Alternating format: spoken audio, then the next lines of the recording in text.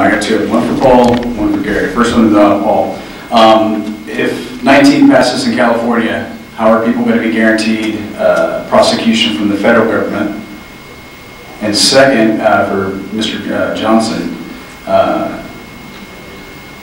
our police departments have become very militarized against our citizens. Lots of raids happen. Recently in Columbia, Missouri, you know, a child was in a house, dogs were killed, 7 shots were fired in 10 seconds, and there's a kid, you know, 15 feet away.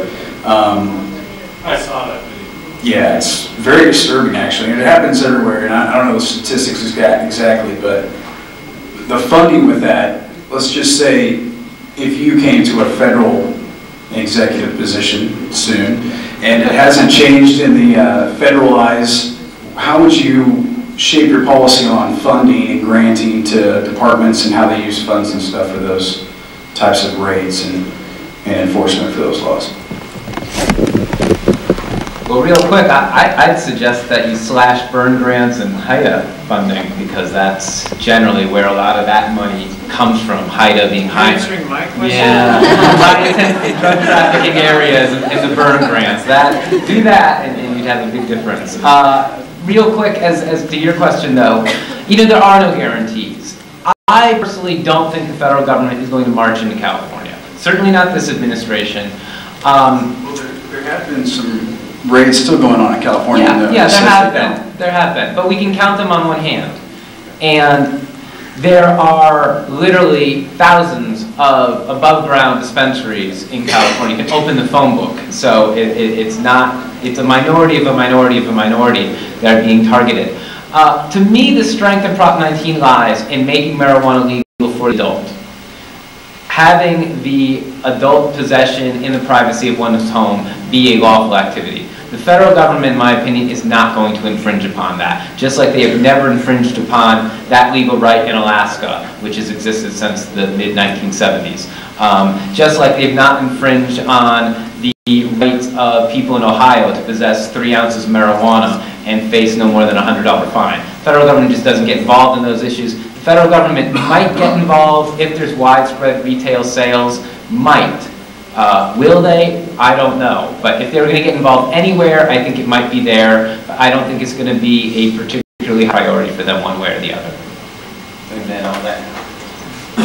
Well, I'm a 501c4, which is an advocacy committee. I'm the honorary chairman, which allows me to raise money and speak out on the issues of the day. I'm a political activist. As part of that political activity, or this issue-based committee that I'm the chairman of, I cannot comment about running for future political office. But what I hear you saying is hypothetically, if say if I got elected president of the United States, what would I do with regard to funding in these areas? Let's just take that hypothetical very quickly. Hypothetically, a guy who has forever advocated the legalization of marijuana gets elected, I don't think there's going to be much problem eliminating funding in these areas, because the American people would have spoken, and clearly the American people would be way out ahead of the politicians on this issue.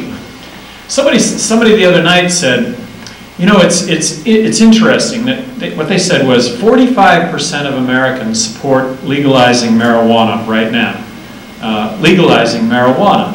Among the entire universe of politicians, the percentage amongst the universe of politicians that support legalizing marijuana is 0, right? There are a handful that are, and I'd like to, well, I think I've been the most high profile in '99, and regretfully I'm still the most high profile 11 years later.